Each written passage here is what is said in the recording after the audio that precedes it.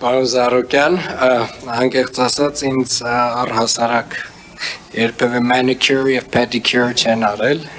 ոչ ինքնաթիռում, ոչ էլ առհասարակ, բայց պարոն Զարուկյան, ասեմ հետեւյալը. Նախ ինչ վերաբերում է, թե ոնց են վերադարձրել, պարոն Զարուկյան, դուք կարող եք օրինակ 2017 թվականից վերցնել իմ հայտարարագրերը 2017 թվականից սկսած, ես 2017 թվականից հայտարարագրեր եմ ներկայացրել կենտրոնական ընտրական հանձնաժողով այն ժամանակ, հիմա արդեն կոռուպցիայի կանխարգելման հանձնաժողով եւ կարծում եմ հենց այդ հայտարարագրերը բացեք տեսնեք բովանդակությունը, ձեր վերջին հարցի պատասխանը կստանաք, սա մեկ։ Երկրորդը,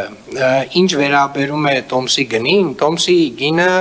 պայմանավորված է եղել բարձր գինը, պայմանավորված է եղել ժամկետով, այսինքն վերջին թռիչքից մի 2 օր առաջ է տոմսը գնվել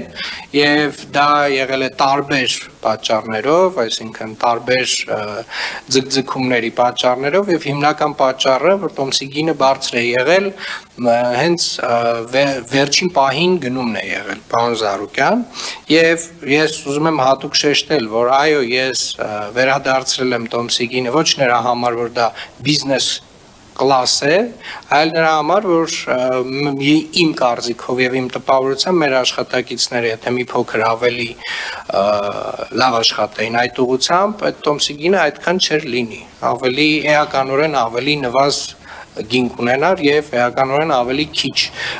կլիներ այդ տոմսի գինը քաղաքապետարանի բյուջեի հաշվին, բայց հիմա կարծում եմ մտահոգվելու որևէ հարց չունեք, քանի որ ամբողջությամբ այդ գումարը ես վերադարձրել եմ։ Արձագանք